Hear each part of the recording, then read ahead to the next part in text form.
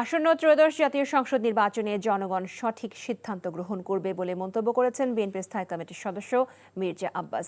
বাদ-জুমা ঢাকা ৮ আসনের stern plus shopping মলে গণসংযোগ করেন বিএনপির ধানের শীষের প্রার্থী মির্জা আব্বাস। গণসংযোগকালে ভোটারদের সাথে শুভেচ্ছা বিনিময়ের পাশাপাশি ভোট প্রার্থনা করেন।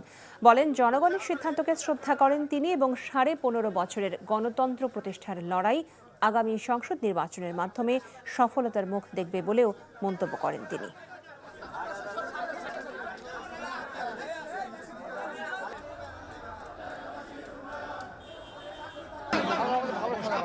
জনগণের সিদ্ধান্ত সকল সময় সঠিক।